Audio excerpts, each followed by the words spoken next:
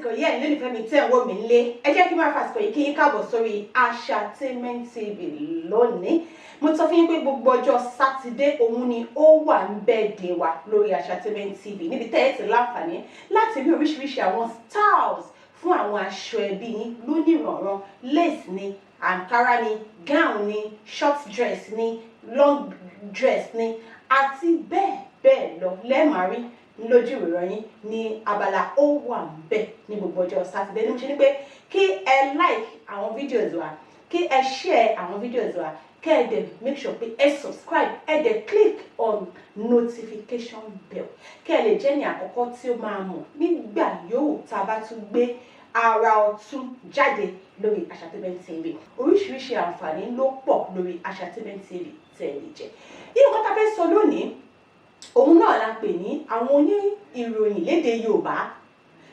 Nígbà táwa dàgbà bọ̀, àwọn tó máa ń ka ìròyìn lédè Yorùbá a máa ń lérò wípé àwọn arúgbó ni wọ́n, a máa ń lérò pé àwọn àgbàlagbà òun ni wọ́n láwọn tó bá ti ń ka èdè ìròyìn lédè Yorùbá, àwọn oníwèé ìròyìn èdè Yorùbá hàn yálà lórí rédíò tàbí lórí tẹlifíṣàn. Àmọ́ nígbà náà lọ́hùn mo rántí iléeṣẹ́ amóhùnmáwòrán ti NTA wípé tó bá ti ń ṣe àwòrán àwọn àfihàn àwọn tí wọ́n máa ń ka Yorùbá news wọn, wọ́n máa ń sábà jẹ́ àwọn àgbàlagbà. Fún ìdí èyí tá a bá ti wá ń gbọ́ ìròyìn lédè Yorùbá ní orí ẹ̀rọ agbóhùnsáfẹ́fẹ́ tá a mọ̀ sí rédíò, a máa lérò pé àgbàlagbà ni wọ́n. Ó dẹ̀ lè jẹ́ bẹ́ẹ̀ láwọn ìgbà kan rí o, àmọ́ ìgbàgbọ́ gbogbo wa ni pé ní gbogbo ìgbà àgbàlagbà làwọn tó máa sábà ka ìròyìn èdè Yorùbá nítorí àwọn èdè tí wọ́n máa ń ṣàmúlò ẹ̀ nínú àwọn èdè Yorùbá yẹn, nítorí àwọn ọ̀nà ìṣàmúlò èdè tí wọ́n máa ń múlò nínú ọ̀rọ̀ wọn. Ẹ má bínú mi mọ̀ bóyá ìgbà ewo òjò ń rọ̀ òjò ń rọ̀ lọ́wọ́ kò dẹ̀ ní dá fídíò yìí dúró, ẹ má bínú. Nítorí ìṣàmúlò àwọn ọ̀nà èdè tí wọ́n máa ń lò nínú àwọn ìròyìn jẹ́ káwọn èèyàn máa lérò pé àwọn oníwèé ìròyìn yẹn àgbàlagbà ni wọ́n. Àmọ́ lẹ́yìn òde òní a rí wípé àwọn ọ̀dọ́ ọ̀dọ́ ẹ̀jẹ̀ kí n sọ nígbà fún yín, èmi tí ẹ̀ ń wò yìí oníṣẹ́ ìwé ìròyìn lédè Yorùbá ni mí, I'm a Yorùbá newscaster. So táwọn èèyàn bá rí mi níta a máa ní meanwhile orí rédíò ni mo ti máa ń kàròyìn, a máa ní omidan alérò àgbàlagbà ni yín o, aṣọ omidan alérò pé kinní kan ni yín o, torí omidan ni mo máa ń pera mi lórí rédíò. Àwa ni omidan ni yín lóòótọ́, omidan ni yín lóòótọ́. Ó ti wá di gbogbo ìgbà, ó ti di lemọ́lemọ́ débi pé táwọn èèyàn bá ti rí mi wọ́n máa ń lérò pé àgbàlagbà kan làwọn máa rí, wọ́n máa ń lérò pé èèyàn kan tó ó ti yé yín àwọn làwọn máa rí. Ó máa wá ń yà wọ́n lẹ́nu. Wọ́n wá gbé káàkiri láwọn iléeṣẹ́ ìgbóhùnsáfẹ́fẹ́ ló ṣe wípé púpọ̀ nínú àwa tá à ń ka ìròyìn lédè Yorùbá ń sìn ọ̀dọ́langba ni wá. Àwọn àgbàlagbà ni ò tiẹ̀ fi bẹ́ẹ̀ pọ̀ láàrin wa. Mi ò sọ láwọn ètò tó jẹ́ èdè Yorùbá, I mean Yorùbá programs, other Yorùbá radio programs or TV programs, mi ò sọ yẹn, ó lè jẹ́ àwọn àgbàlagbà yẹn.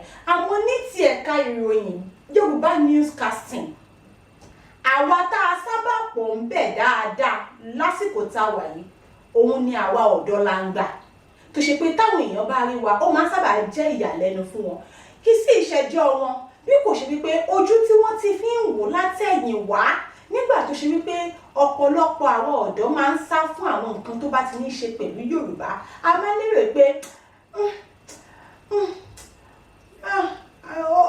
ó local, a máa ń sábà sá fún.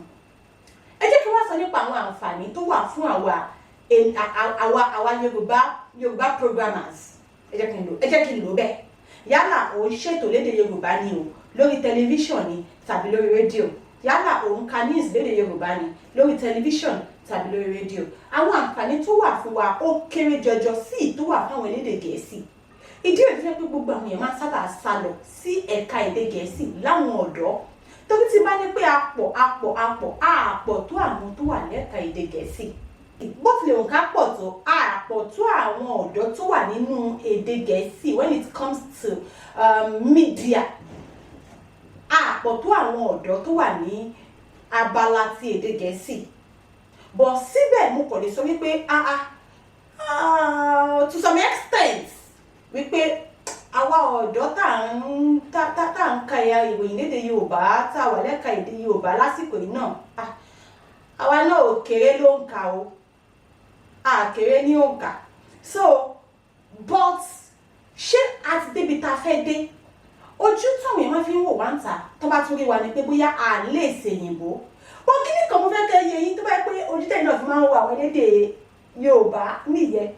Mi pé púpọ̀ nínú tá a máa ń sọ lédè Yorùbá, èdè òyìnbó láti ń tu, inú èdè òyìnbó láti ń tu sédè Yorùbá. So téèyàn bá lè ṣèyìnbó, báwo ló ṣe fẹ́ tú Yorùbá? Ẹ máa gbọ́ pé púpọ̀ nínú àwọn ìròyìn tá a máa ń kà yìí kì í ṣe wípé èdè Yorùbá ni wọ́n fi gbé jáde láti Aso Rock. Tinubu tó sọ̀rọ̀, èdè Yorùbá kọ́ ló fi sọ̀rọ̀.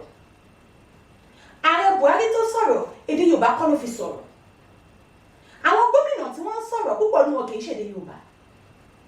Àwọn ìròyìn òkè òkun tá à ń ka international news kì í ṣe èdè Yorùbá. Àwọn la máa ń tú sí èdè Yorùbá tá a máa ń kà. So tẹ́yìn náà bá ní tọ̀tì ẹ wípé àwọn elédè Yorùbá wọn kì í gbé èbó, ló fi jẹ́ wípé àwọn àǹfààní tẹ́ máa ń tì sọ́dọ̀ àwọn elédè Yorùbá òun sábà pọ̀. Irọ́ ni o. Púpọ̀ nínú àwọn tó ṣe wípé èdè Yorùbá ni wọ́n ń sọ yìí, wọ́n gbé èbó ju àwọn tí wọ́n ń sọ èdè òyìnbó lọ.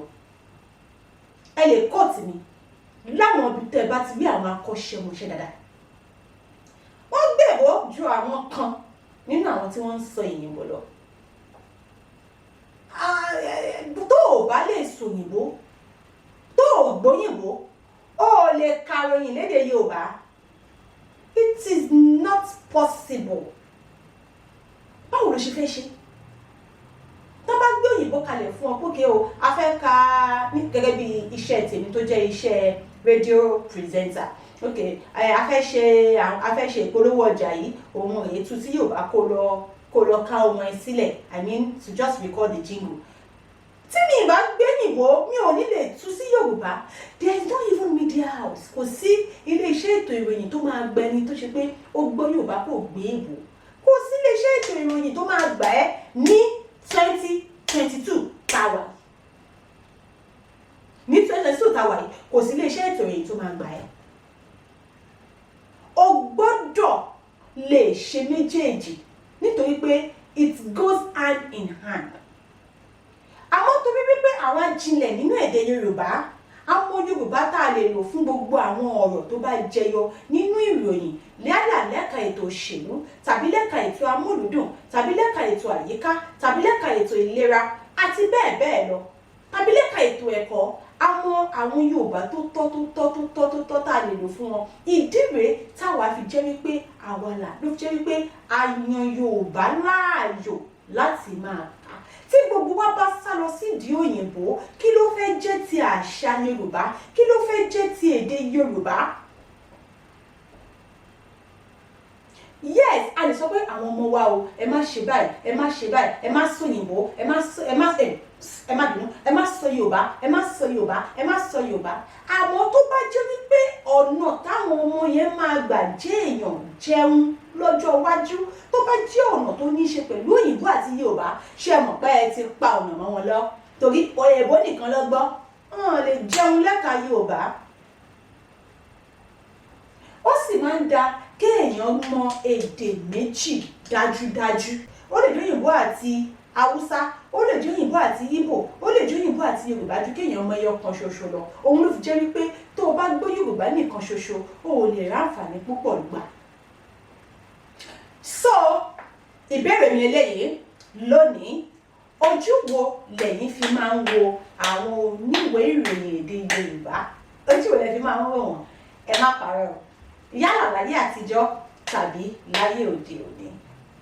Kò ní jù báyìí lọ lórí ètò Owanbe Saturday wa lórí Asoebi TV. Ẹ má gbàgbé every Saturday gbogbo ọjọ́ Saturday la máa ń ṣe báyìí lórí ètò yìí. Àwọn ètò mìíràn náà wà tẹ́lẹ̀ jẹ àǹfààní ẹ̀ láwọn àárín ọ̀sẹ̀ ni mo ṣe ní wípé ẹ subscribe sí Asoebi TV, ẹ drop comment yín fún àwọn ìbéèrè wa, kẹ́ ẹ dẹ̀ ṣe kíni, kẹ́ ẹ click lórí notification bell, kẹ́ ẹ lè jẹ́ ní àkọ́kọ́ tí yóò kọ́kọ́ mọ̀ tá a bá drop ní fídíò. A lérò pé ẹ gbádùn àwọn Owanbe styles tá a fún yín lónìí. Omidan Ọláyínká Ajíbádé lórúkọ tèmi. Ire o.